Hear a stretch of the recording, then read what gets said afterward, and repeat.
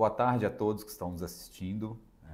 Hoje nós nos reunimos aqui para falar sobre o tema Seidel e Elo Group, como essa parceria de sucesso impulsionou a transformação digital na administração pública. E para isso convidamos aqui o André Macieira, que é sócio fundador na Elo Group, e o Felipe Drummond, gerente sênior. Eu sou o Bernardo, head de negócios responsável pela vertical do setor público aqui na Seidel. Então, qualquer dúvida que tiverem em relação ao nosso evento hoje, podem entrar em contato pelo chat e não se esqueçam de conferir o nosso calendário de eventos. Antes de passar a palavra para os nossos convidados, só gostaria de explicar a importância desse tema que a gente vai trazer aqui hoje, né? Como que duas empresas, às vezes com focos diferentes, se reúnem para trazer e entregar mais valor, né, para a administração pública, né, ou para o mercado como um todo. Esse é o cerne do nosso tema aqui hoje. A gente entende que expertises complementares somam-se aqui para gerar mais valor e entrega para os nossos clientes. E é esse o centro da nossa conversa aqui hoje. Para começar, gostaria que vocês nos contassem um pouco da história da Elo Group, né? Se puderem se apresentar e apresentar a empresa, por favor. Primeiramente, Bernardo, um grande prazer estar aqui, tá? Eu sou o André Macieira, sócio fundador da Elo Group, estou aqui com o Felipe Drummond, que é um dos nossos principais líderes executivos no que tange a governo. A Elo foi fundada em 2007, inicialmente com uma consultoria muito focada em reestruturação de processos. E aí, desde lá até agora, né, 2024, a gente fez várias mudanças estratégicas. E hoje a gente é uma empresa muito focada em transformação digital, que atua em 3 camadas. Tá? Na primeira camada, um olhar de pensar produto, pensar estratégia, pensar posicionamento competitivo das organizações. Numa segunda camada, um olhar de transformação organizacional, um novo modelo de operação, reestruturação de processos, modelos de RH e por aí vai. E numa terceira camada, de implementação tecnológica, seja com plataformas low-code, como a nossa parceria com a Seidel, mas também projetos full stack, projetos de analytics, AI, etc. E o nosso grande diferencial é conseguir ter um olhar ponta a ponta, desde uma visão estratégica, para onde uma organização tem que ir, quais clientes tem que atacar, quais são os seus produtos, passando por toda a sua reestruturação operacional, até implementar lá na ponta os sistemas de soluções analíticas que vão viabilizar esse posicionamento. Especificamente, o nosso papo aqui é sobre governo. A nossa história em governo começa em 2009, com alguns projetos com a Justiça Federal.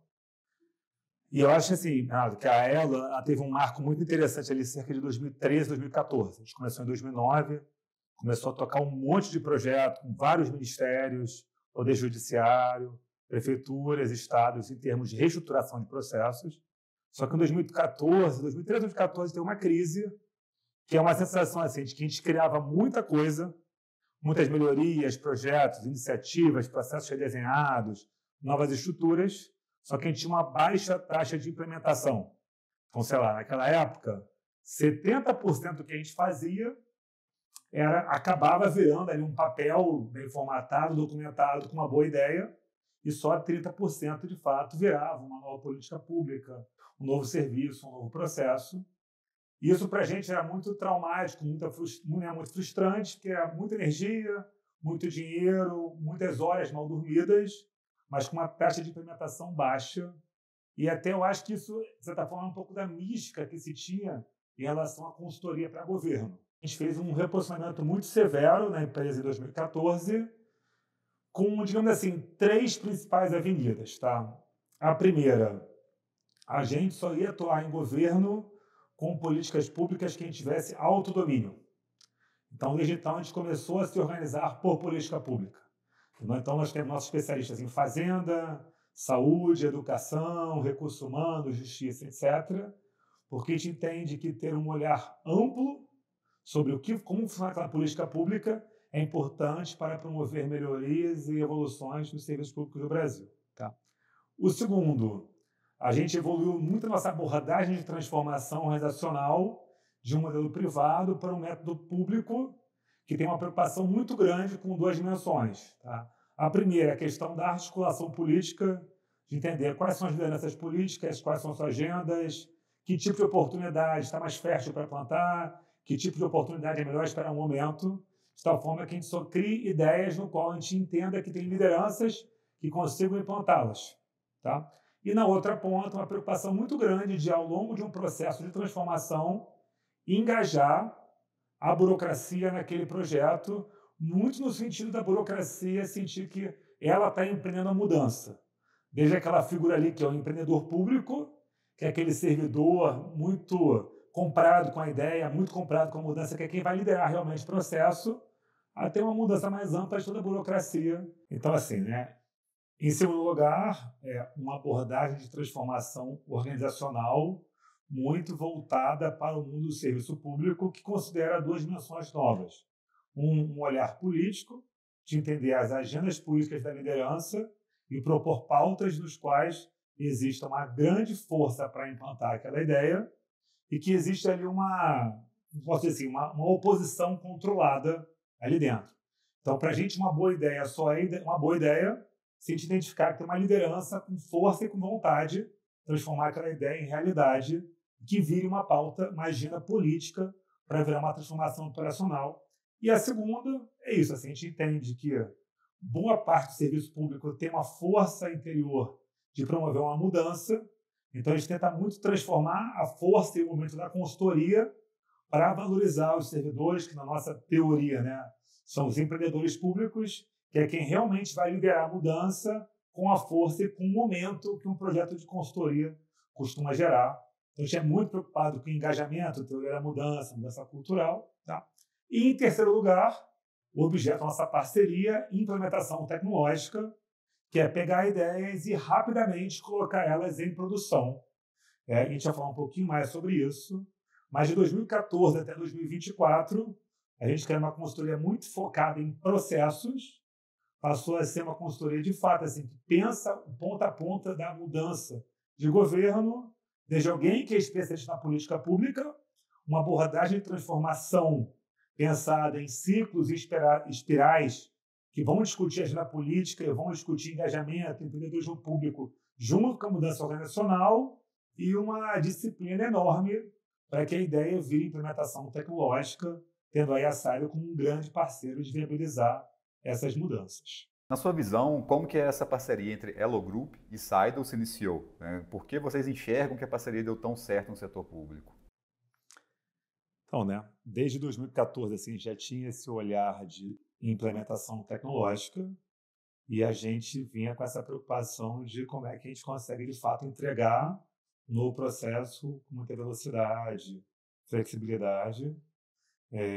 Eu conheci ali o Daniel Cataldo por volta desse ano, 2013, 2014.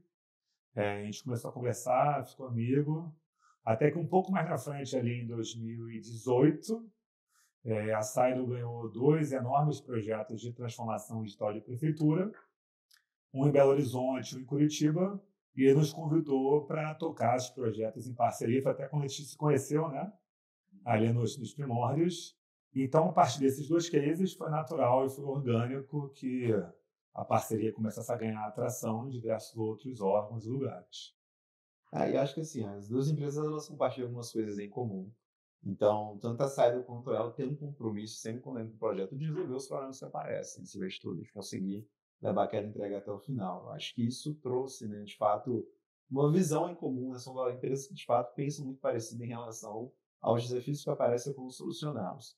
Agora, claro que isso também, né, funcionou devido a algumas circunstâncias que a gente tem encontrado na administração pública, né?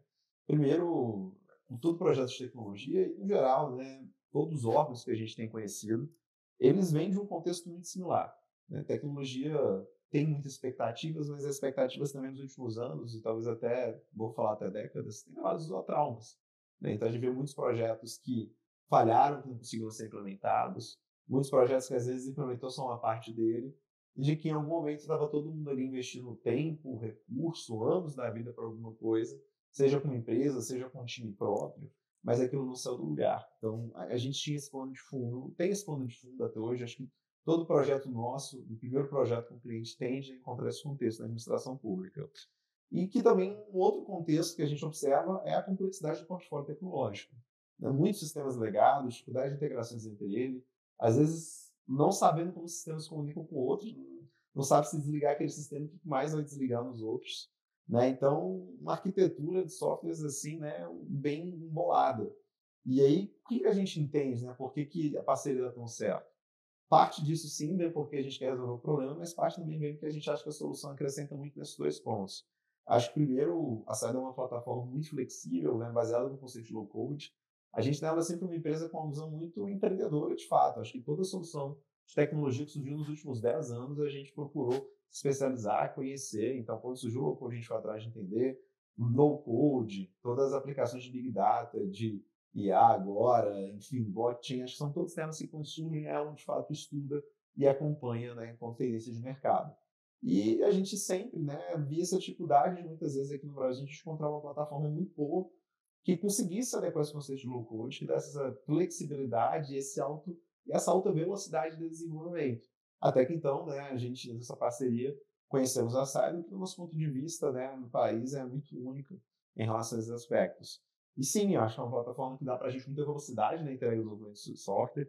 Isso quebra um pouco, né, então a visão pessimista de cliente. Então, eu acho que em muito pouco tempo a gente consegue entrar no projeto e mostrar ali dentro que a gente está desenvolvendo coisas complexas. Então, por mais que às vezes no primeiro ou no segundo mês não vai ter nada em produção, o cliente ele vai começar a ver um formulário com regras de negócio que ele não conseguiu, às vezes, colocar em 2 anos de projeto em outra circunstância.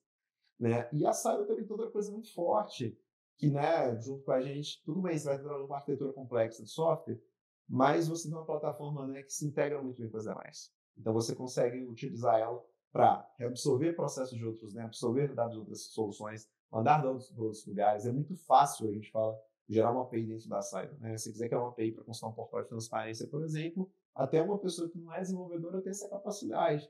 E você também tem vários formatos, né, de levar dados para a plataforma. Não só uma integração via API, que às vezes o cliente pode não ter, como fazer um conector direto no banco de dados, coisa que a gente tem feito que dá muita velocidade e tira a necessidade muitas vezes do cliente ter que trabalhar. Migração de dados via carga, via planilha, tem, né, partes hoje da solução prontas para a gente imputar essas informações.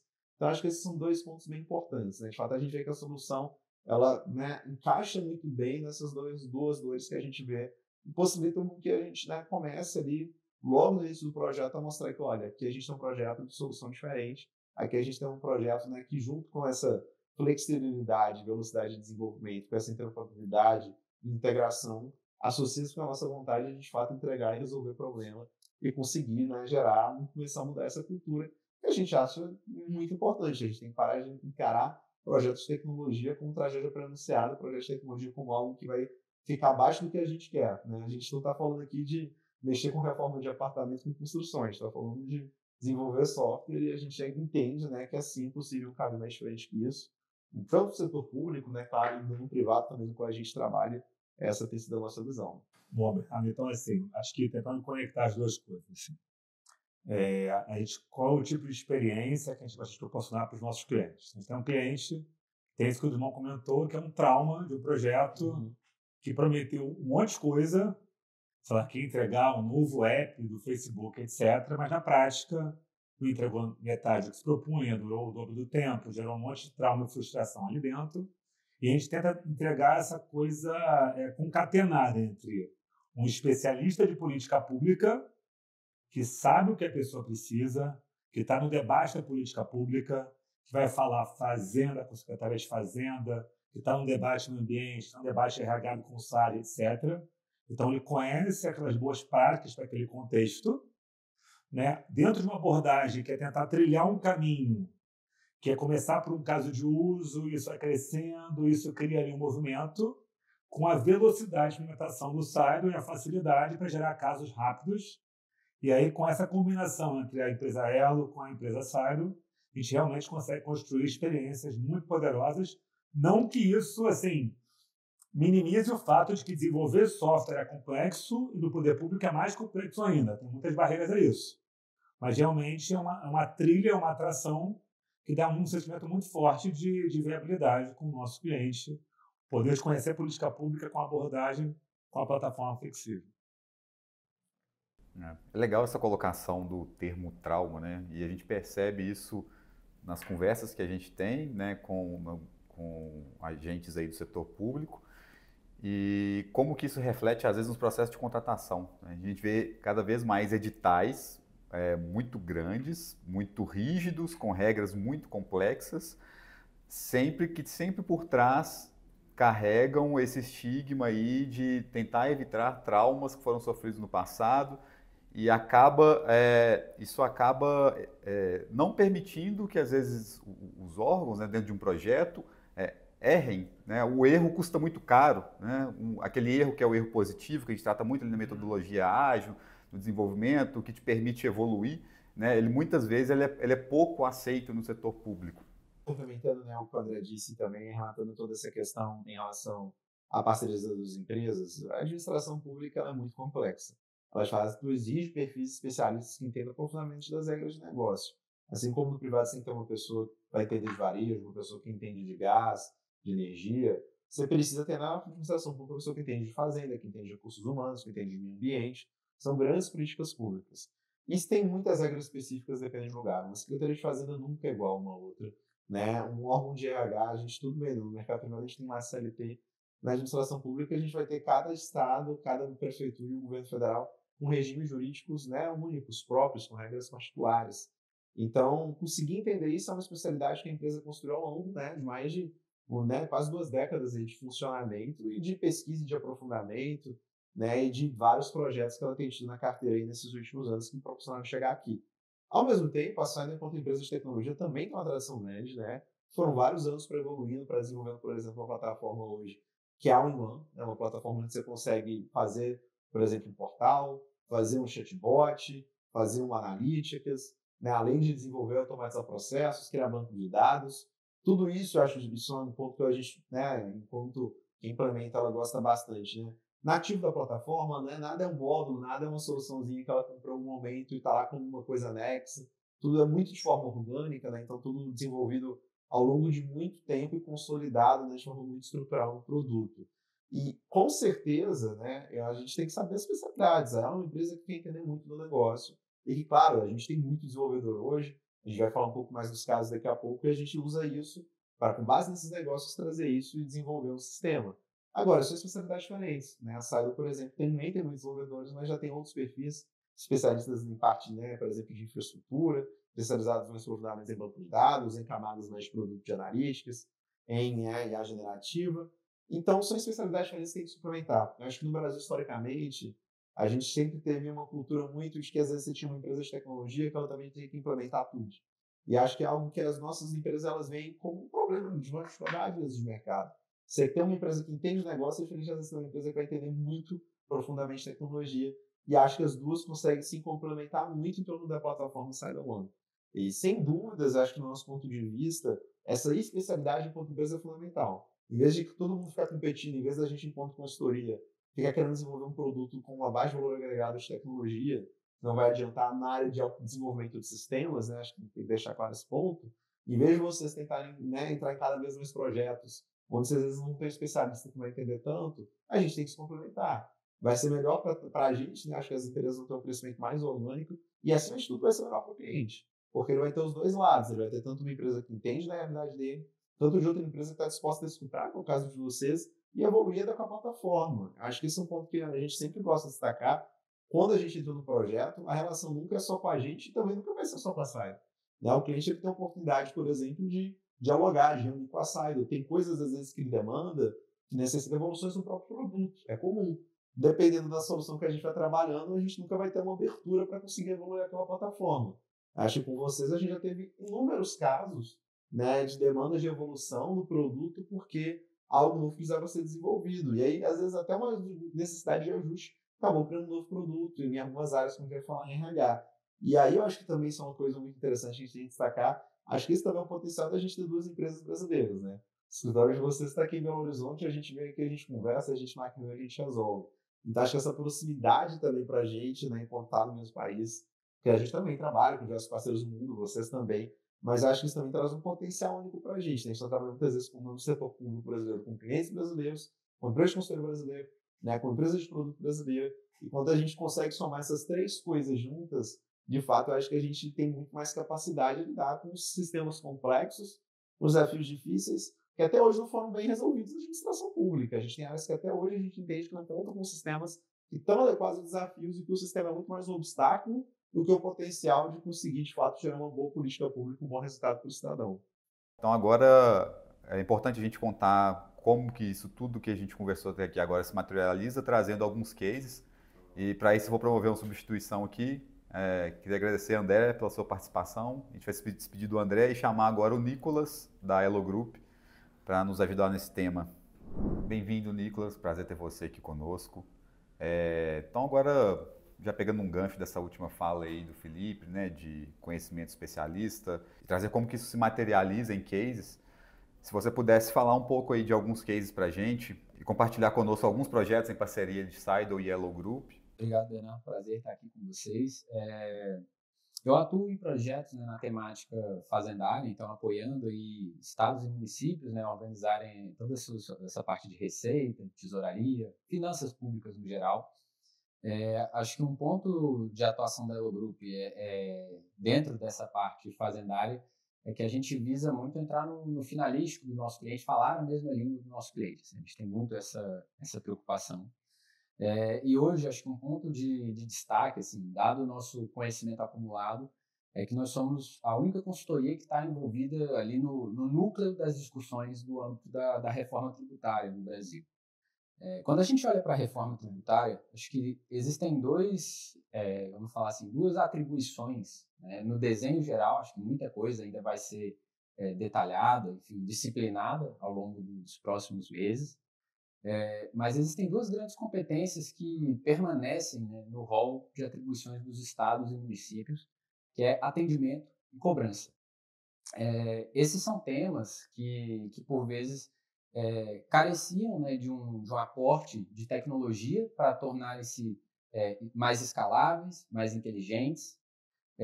E quando a gente olha os desafios dos nossos clientes ao entregar soluções dessa natureza, trabalhar com a Seidel parecia um caminho muito natural, dada a flexibilidade da plataforma e a capacidade que a gente tinha de customizar, né, as soluções entregues para melhor se adequar às necessidades desses nossos clientes. Tá? Eu acho que pegando um caso de exemplo, que é bem bacana de citar, a gente tem a Secretaria da Fazenda do Estado do Ceará. Eles tinham um grande desafio na habilitação dos canais de atendimento para os seus contribuintes, né, de estabelecer essa presença digital do fisco com os seus contribuintes. E tudo isso dentro de um cenário que, assim, não é particularidade de nenhum órgão, né, em que a digitalização se torna um imperativo, visto que a questão previdenciária, né, no Brasil, ela é, enfim, eminente. Os órgãos muitas vezes não estão tendo capacidade de repor todo o pessoal para estar no front, né, para fazer esse balcão de atendimento. E isso, para além só de uma questão meramente de pessoal, é uma questão de alcance e de se adequar à linguagem que o contribuinte, e aí eu estou falando aqui especificamente no caso do contribuinte, né, mas isso é aplicável à lógica de atendimento ao cidadão como um todo. Tá? Eu falo do universo fiscal tributário porque é o caso de uso onde a gente exercitou isso, nesse exemplo prático que eu estou trazendo, mas isso é aplicável à realidade do trato com o cidadão como um todo. Tá? E aí, o desafio que eles chegaram para a gente era muito isso. Como que eu garanto uma presença digital? Como que eu escalo a minha capacidade de atender, dado o meu contingente de pessoal que está alocado nas atividades dessa natureza?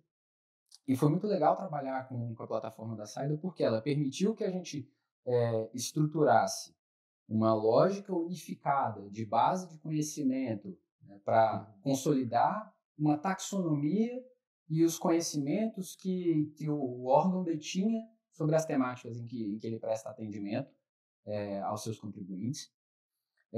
E, para além disso, em cima dessa base de conhecimento, estruturar canais em que eles poderiam operar em níveis de atendimento robotizado, e aí, quando eu falo robotização, é a palavra do momento, né? Inteligência artificial, né? Embutir inteligência artificial em interfaces de chat, em processos.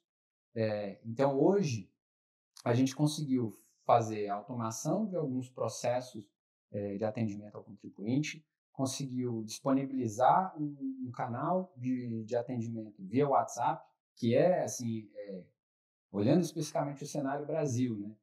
É a linguagem do povo, né? Assim, você vê mais de 90% dos celulares no Brasil tem o WhatsApp instalado e quase 90% das pessoas que têm esse aplicativo instalados conferem diariamente o aplicativo. Então, para o governo, deixou-se de ter aquela visão de eu tenho lá o meu portal e o cidadão que vem. Não, é alcançar o cidadão onde ele está e falar a língua do cidadão e garantir que esse cidadão tenha acesso a esse serviço de forma rápida, de forma facilitada. Até já comentando um pouco, assim, para além de algumas dessas soluções que eu falei, né? Base, chat, solução de tickets, eu acho que um fator que é interessante de comentar é que toda vez que a gente implementa uma nova tecnologia, ela traz junto processos de negócio, né, que precisam ser internalizados por aquele cliente. E acho que por isso que essa sinergia de ter uma plataforma de tecnologia low-code com alta flexibilidade e capacidade, como a Saido, somado à bagagem negocial, né, o conhecimento de causa, né, que a gente, né, enquanto Elo Group, detém, acaba sendo tão poderoso, porque aí a gente consegue endereçar no cerne as dores que esses clientes têm e posicionar eles como referência, tá, até dentro do seu segmento de atuação. Eu acho que um fato que é interessante comentar assim, sobre o pessoal da Cefaz do Ceará, né? Eles hoje viraram um hub assim, para discussão de tendências de atendimento em fisco junto com as outras secretarias de fazenda estaduais. Assim. O Brasil inteiro voltou os olhos para a Secretaria da Fazenda do Ceará com o lançamento da solução que eles tiveram, quando viram que conseguiram em tempo recorde, né, assim, entre a contratação e o lançamento, né, da solução.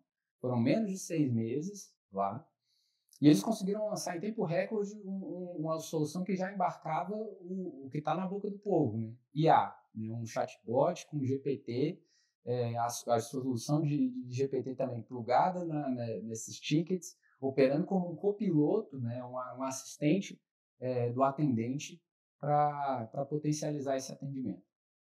E reparem que assim, eu estou falando muito no âmbito tributário, mas isso é bem transponível para qualquer domínio, né, dessa relação cidadão-governo. Né? Eu falo no caso mais estrito, né, fisco-contribuinte, mas quando a gente fala de habilitar canais digitais, tornar um possível, né, um nível zero, né, que a gente chama de camada de atendimento com uma robotização e o uso da inteligência artificial para aumentar os ganhos de produtividade.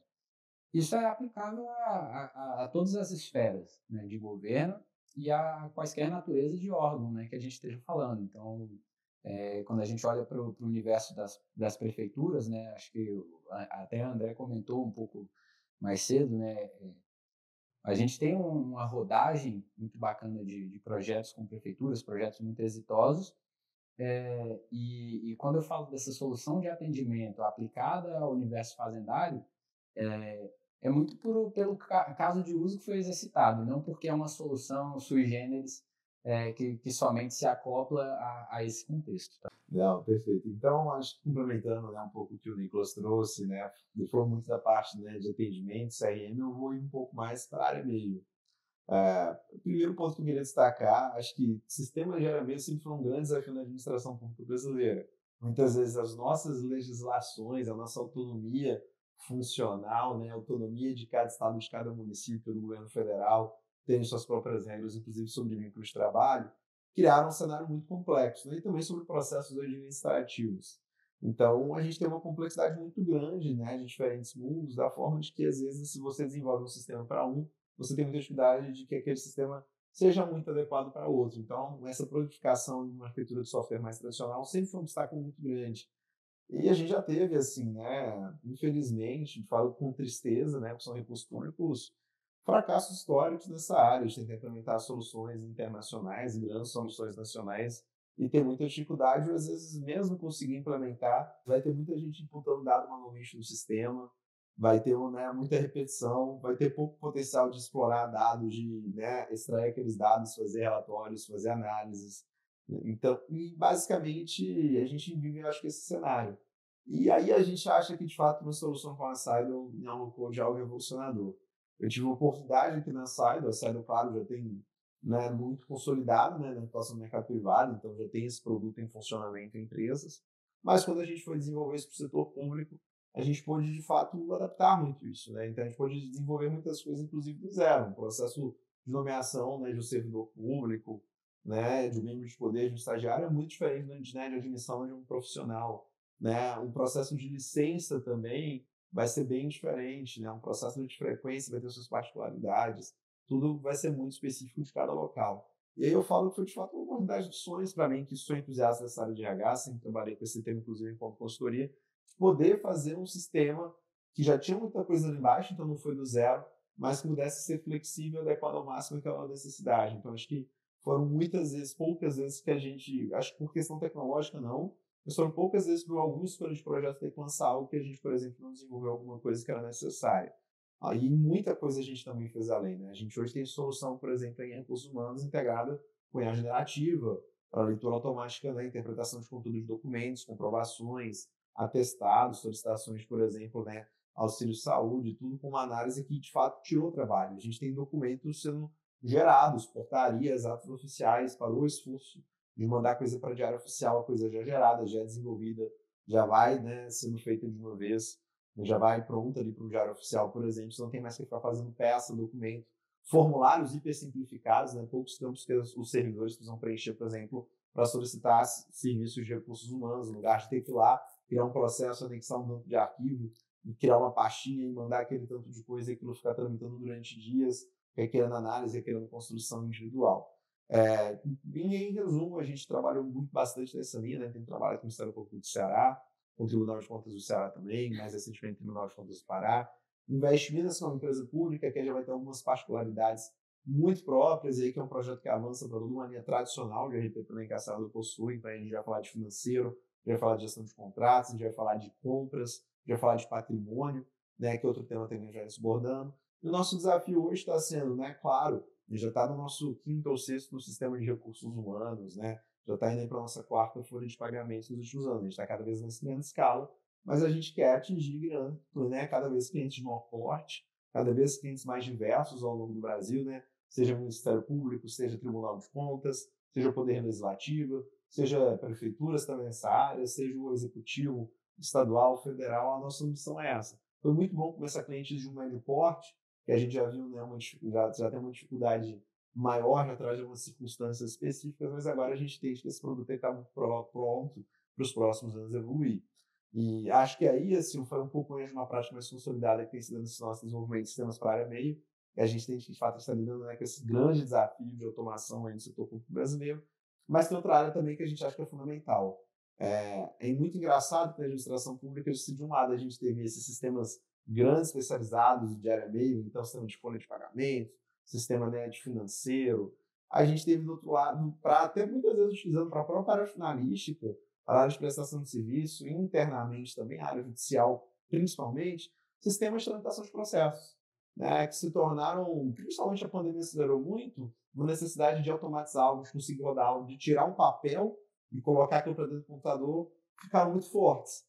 E aí, tudo bem, acho que eles trouxeram um mérito muito grande no primeiro momento, então tinha aquelas pilhas de papel que viraram digital, isso trouxe melhoria, mas muitas vezes a gente simplesmente copiou uma lógica analógica para uma lógica digital. Então a gente tem processos muito grandes, processos morosos, processos que hoje, por exemplo, quando a gente tem discutido IA, um dos nossos desafios com IA você vai gastar muito tendo que trabalhar com um processo com basicamente um documento em PDF gigante, que não tem um formulário nem embutido, você vai ter que criar aquilo tudo. E você deveria ter mais dados organizados. Esses processos, por exemplo, deixam muito pouco dados. Então é muito comum a gente chegar em órgãos públicos que ele vai ter um sistema lá gigante de tramitação de processos, e aí, e do lado ele vai ter uma planilhinha onde ele vai ficar anotando as coisas. E aí, às vezes, ele vai ter que pedir um relatório, ele vai ter que ir lá, ficar pesquisando, baixando, conferindo, para conseguir ver, né? Então, por exemplo, uma coisa boba, um dado, prestação de contas de diárias, prestação de contas de diárias e passagens, você vai ter que, às vezes, ir lá no sistema desse, criar um processo, fazer um processo, executar, e depois até para um órgão de controle é muito ruim, fica muito pouco transparente, você não tem esse dado estruturado. E esse é um tema hoje que a gente tem atacado bastante. A Saido, inclusive, com nosso apoio, claro, mas com um patrocínio muito grande, tem trabalhado no desenvolvimento, né, de um sistema de tramitação de processos, mas que traz de forma natural, embarcada, aí, por exemplo, né, já a IA, né, então já funcionalidades como resumir aquele processo, sumarizar aquele processo, opções de formulário, então, né, por exemplo, processos que para algumas áreas você vai criar um formulário, mas faça a seria, por exemplo, um Google Docs vai embutir, vai obrigar com que alguns dados tenham que ser registrados, formulários que viram banco de dados, né, formulários que vão ser editados com o processo, e no final, claro, todo esse potencial da ferramenta, né, integração com o Word, né, de forma automática, você já conseguir trabalhar no Word, trazer isso para o processo, toda essa parte de permissionamento da ferramenta, de integração também que é bom. Essa hoje é uma fronteira que a gente tem atacado junto, e a gente acha que, de fato, a gente precisa de tramitação de processo muito flexível, mas também muito mais automatizado. Então, na hora da gente superar, de fato, a questão da lógica. A gente não está falando mais de digitalização, a gente precisa de um produto que dê produtividade para juízes, para promotores, para defensores públicos, para suas equipes, e também para meios de secretarias, todas as áreas têm que tramitar documento, muita coisa dá para desenvolver, claro, com uma visão de fluxo definido, mas a tramitação a gente entende que é um complemento muito necessário a essa ferramenta mais estruturada de ARAMIL que a gente tem, né, que junto ali também com o CRM, a gente acha que a gente completa um trio de soluções muito robustas para qualquer órgão que da administração pública brasileira trabalhar. Então, nossa visão é essa, né, ter toda essa parte CRM do serviço cidadão, ter uma área muito robusta, né, ali de ERP mesmo, tem folha de pagamento, né, SM na parte de RH, processos financeiros, contratos, e também ter algo que pode se complementar tanto CRM, tanto complementar um ERP, e que em algumas áreas, principalmente no poder, né, de justiça brasileira, na justiça brasileira, em tribunais de contas, um sistema que também atua com a área trabalhista, que é esse sistema de realmente, né, automação judicial, realmente automação de tramitação de processos de forma mais flexível. E a gente sabe que por trás, né, desses cases de sucesso existe um caminho percorrido e existe muito suor derramado. Então, eu queria que vocês contassem para a gente quais foram os desafios enfrentados nesses projetos e como vocês conseguiram superá-los. Beleza. Quando a gente se depara, né, com um novo cliente, eu acho que o primeiro passo assim, é sempre mapear, né, os nossos interlocutores e entender com quem que a gente está lidando. Isso porque tecnologia dentro da administração pública muitas vezes é um tema espinhoso porque há muito trauma envolvido. Como o Drummond mencionou bem, assim, não existe uma receita de bolo. Né? Muitas vezes se parte do pressuposto que pegar algum software gabaritado, grande, vai endereçar os anseios e as expectativas, né, e as particularidades da administração pública brasileira, e isso acaba não sendo uma realidade.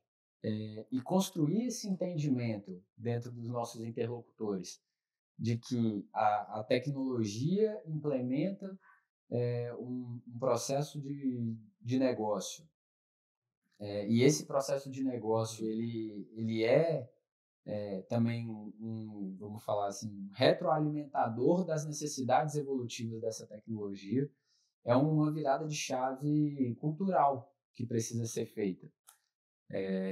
Então, assim, sumarizando, né, primeiro vencer um certo trauma, uma resistência que se tem, e segundo, assim, integrar essas disciplinas de gestão, né, do entendimento do negócio e o domínio da tecnologia.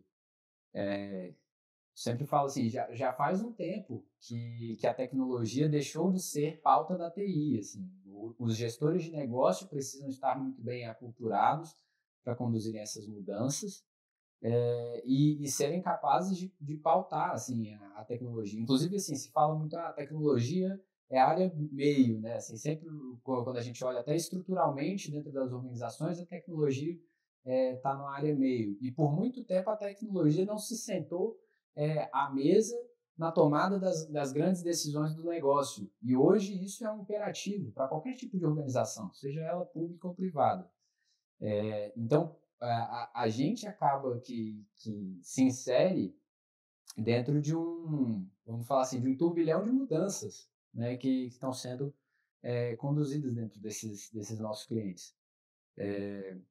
Então, quando a gente fala assim, de desafios que a gente encontra pelo caminho, eu sumarizaria em aspectos culturais e em aspectos tecnológicos. Isso porque dentro da administração pública, a gente acaba que tem que conviver e integrar muito bem essas aplicações que vão ser entregues, muitas vezes com um legado muito grande também, dada a necessidade de manutenção dessa memória institucional e o armazenamento, né, dessas informações que é perene e é extenso.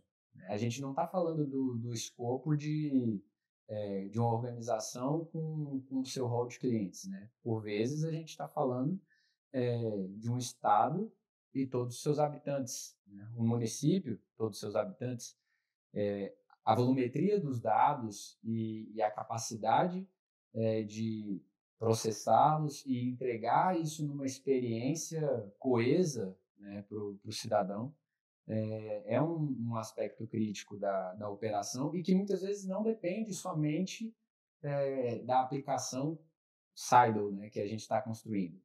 Tem um monte de integração que precisa ser feita com sistemas especialistas, com legados, e fazer tudo isso ser performático e bem orquestrado com as equipes de tecnologia dos nossos clientes é um imperativo, né, para a gente conseguir prosperar. E entrando um pouco mais assim no detalhe de como vocês superam o desafio, a gente queria entender como que é o processo de implantação desses projetos. Quando a gente fala de implantação, a gente obrigatoriamente tem que falar de metodologia e a gente sempre conta que esse foi o nosso primeiro grande aprendizado nesse tipo de projeto, né, de implantação e desenvolvimento de sistemas. Até quando a gente começou, a gente sempre tinha escutado, né, sobre o ágil, né, achava interessante, mas a gente teve que passar pela nossa experiência de começar aí nos primeiros projetos com as prefeituras sem o método ágil. Então a gente começou planejando o projeto de forma cartesiana, as caixinhas, e rapidamente a gente foi ver que isso é uma quantidade muito grande, tem velocidade de conseguir botar as coisas em produção, de conseguir validar requisitos, né, com o cliente. E foi então que a gente falou, bem, então vamos começar a trabalhar com sprints, né, vamos começar a organizar. A gente, no primeiro momento, eu diria que até nos primeiros 2 anos foi muito cartesiano com um termo que a gente criou que chama time box, no qual a gente, né, criava ali uma visão de 30 dias para terminar qualquer desenvolvimento de processo. Nesses 30 dias a gente estava prevendo, né, no início de uns 2 dias de discovery, depois, né, de discovery, que é entender de fato esse processo. A gente tinha uma etapa ali de trabalhar e desenvolver algum protótipo, validava esse protótipo, desenvolvia, trazia uma beta, uma versão alfa, homologava, colocava, finalizava em produção. Bem, essa era a linha, né, de 30 dias, só que com o tempo a gente vai se sentindo cada vez mais seguro, vai ter uma flexibilidade maior. Então, já às vezes quebrar em 15 dias, né, sprints bissemanais. Então, todas as sprints são acompanhadas rigorosamente por plannings, que é onde a gente divide, avalia o backlog, distribui ele, acompanha a execução dele na daily, faz, né, no final da semana ali, uma retrospectiva, que pode ser às vezes semanal, às vezes a gente pode deixar quinzenal. A gente tem o mais importante que a gente sabe a gente tem que ter, digamos assim, compromisso com os ritos, né? E compromisso com os princípios do método ágil. E cada equipe ela pode se adaptar também. Tem gestor que prefere dentro de fazer experiências bissemanais, tem gestor que vai preferir trabalhar nessa visão mais, né, digamos assim, engessada do sandbox, tem gestor que vai querer uma coisa mais intensa de uma semana.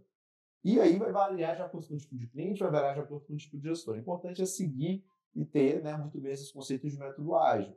E, do nosso ponto de vista, o método ágil é uma forma de garantir que a gente sempre esteja trabalhando, entregando, verificando e avançando com a gente. E que também, no outro lado, cria um compromisso muito grande também no usuário, né, e no cliente. Quando adianta a gente desenvolver só para o nosso lado, acho que uma coisa sempre que a gente vê, isso é importante deixar claro, quando a gente está desenvolvendo um sistema, exige um empenho e uma dedicação muito grande do cliente, muitas vezes do que foi diferente nos projetos. Então, a gente não faz um projeto no qual a gente vai chegar, vai ficar um mês levantando documentação, escrevendo, gerando documentação, vai sumir e vai voltar depois de 3 meses com o sistema e vai ter, isso aqui vai, isso aqui não vai. Não. A gente não é assim. A gente vai ficar sempre entregando de forma constante e perene. É a nossa visão de desenvolvimento, é o que a gente vê que tem funcionado, é o que também a gente tem visto muitas vezes os clientes aprendendo com a gente. Então, a gente tem clientes que trabalham envolvendo Insider e trazem os mesmos métodos, aplicam as mesmas rotinas que a gente cria e começa a criar essa cultura de entregar sempre, entregar frequente, muitas vezes entregar pedaços menores, mas garantindo que cada um daqueles pedacinhos, cada um daqueles módulos, componentes, funcione de forma muito bem adequada. E hoje eles são unânimes na tecnologia da Elo, não só trabalhando na Insider, trabalhando em outras plataformas para trabalhar em A, de fato, e é algo muito bom. A gente já vê muitos profissionais que já chegam no mercado com essa formação, com essa visão e com essa expectativa de trabalho também. Então, hoje somos uma empresa, assim, onde eu diria que a maior parte dos nossos projetos, de tecnologia todos, mas de forma geral, a maior parte dos projetos na Elo são geridos e são baseados, né, nos princípios aí do ágil, mas, claro, sabendo também que o ágil é muito mais sobre princípios, ritos, do que sobre uma obrigação, né, uma receita de bolo ali que tem que ser seguida à risca. A gente, historicamente, era muito acostumado a trabalhar com projetos que o pessoal chama de projetos de cascata. Né? Assim, você faz um planejamento exaustivo e depois vai executando isso ao longo do tempo. Com a velocidade que a tecnologia evolui hoje em dia, esse tipo de projeto, não que ele não faça sentido para determinados contextos, mas quando a gente fala de desenvolvimento de software, a agilidade se tornou um imperativo porque muitas vezes você faz uma especificação de uma necessidade de forma muito exaustiva e depois você vai botar a mão na massa também de forma não iterada com o seu cliente e depois chega para apresentar o resultado, aquilo que está sendo apresentado já se descolou no tempo tanto, né, da especificação inicial de necessidades, né, na verdade, da tradução de dor em necessidade, né, que quando você chega para fazer uma apresentação de solução, a dor mudou e, consequentemente, a necessidade mudou e a solução deve mudar. E eu acho que isso toca em outro aspecto que é muito importante da gestão de projetos de tecnologia, especificamente, aí me reportando, né, as boas práticas da gestão de projetos, né, que é a disciplina da gestão de escopo. Muitas vezes, quando se fala de agilidade, né, assim, a gente vê gestores dos mais diversos clientes trazerem a consideração assim, você vai ficar rodando sprint em cima de sprint, mas quando que chega, quando que encerra, né? E acho que um ponto que a gente tem que ter muita disciplina, né, enquanto implementadores, é essa gestão de escopo de fazer um discovery muito assertivo, de modo que ancore bem as expectativas do que vai ser entregue, e depois uma execução tempestiva, de modo que a gente consiga atestar muito bem assim, o que foi combinado e está entregue. Né? Então, a gente trabalha, né, de forma a documentar bem e rápido, mas seguir sempre iterando para conseguir ter essa validação contínua do cliente. Né? Não é assim, tomar pedido, vamos nos retrair, né, para o nosso laboratório e depois a gente chega com uma solução bala de prata, porque isso não existe. Assim, isso hoje em dia não. Esse tipo de entrega não para de pé, não agrega valor. Eu acho que um outro ponto que o Drummond trouxe na fala dele, que é muito relevante assim, para a nossa visão de mundo e que dialoga muito com essa nossa parceria com a Saido, criação de capacidade.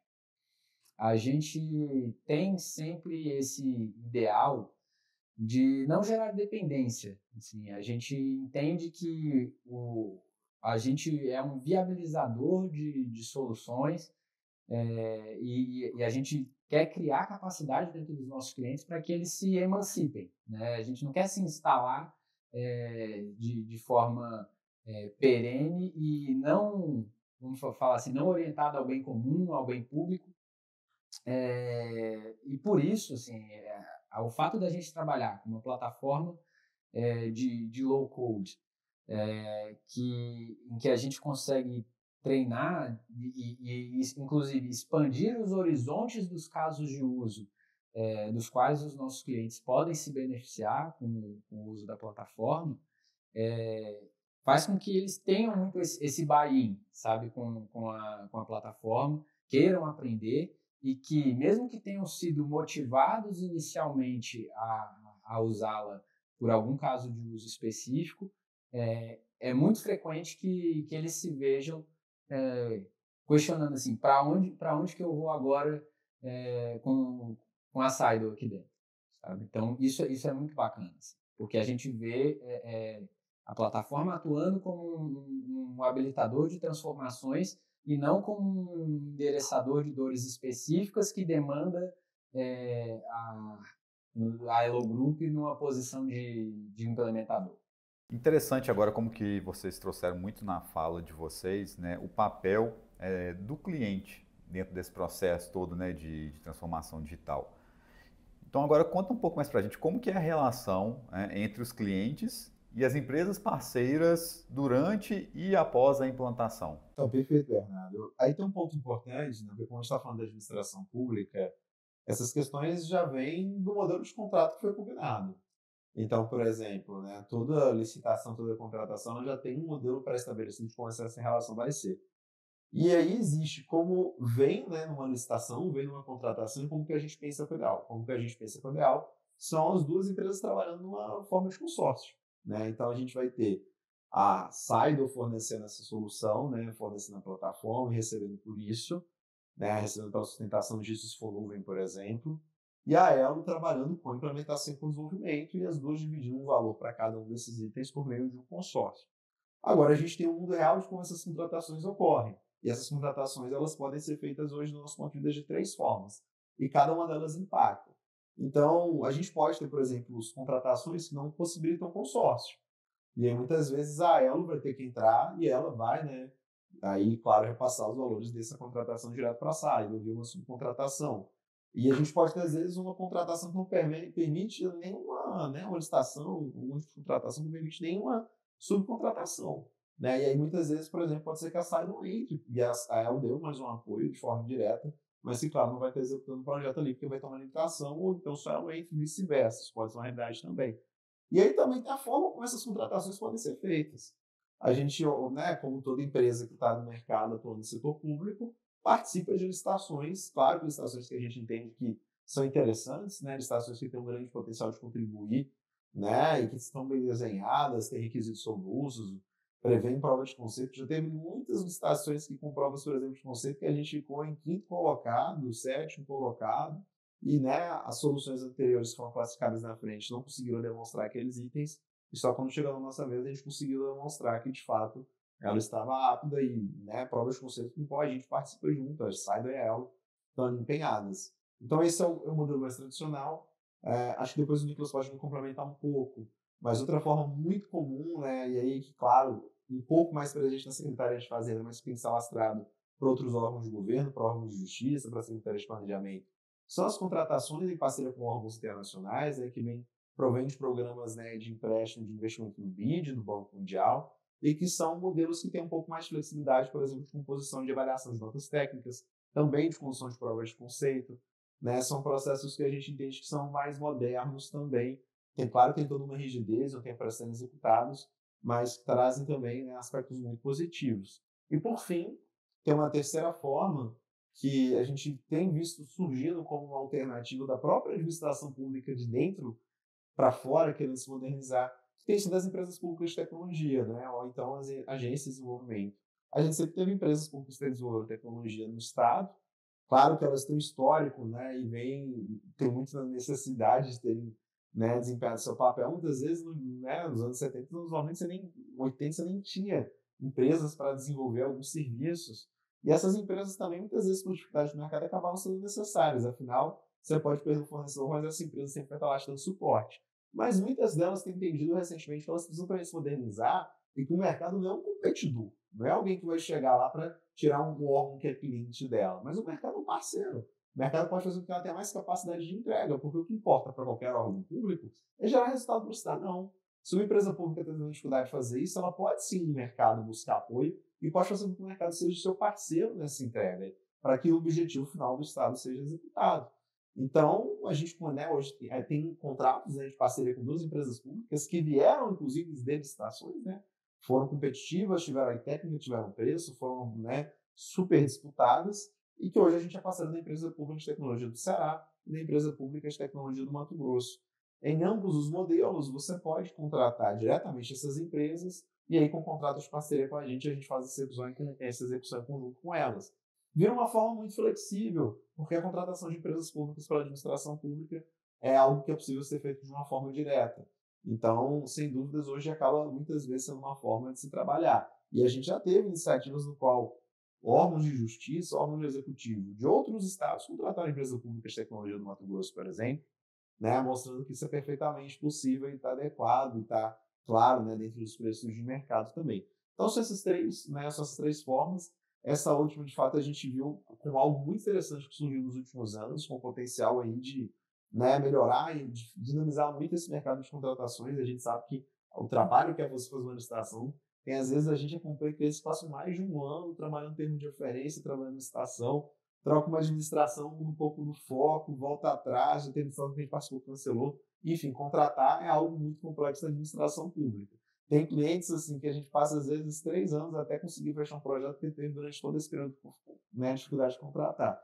Mas a gente não desanima também não, né? A gente tem que ir do nosso lado enquanto ela, enquanto Saido, para entender essa dor também, para ajudar, né? Claro, respeitando toda a questão, né, de idoneidade desses processos, mas para conseguir aí contribuir de fato executando nossos projetos. Mas enfim, é um ponto importante e é um ponto que, assim, a gente tem tido cada vez mais, visto cada vez mais uma melhoria da administração pública, uma preocupação de fazer processos bons, de prever figura de consórcio.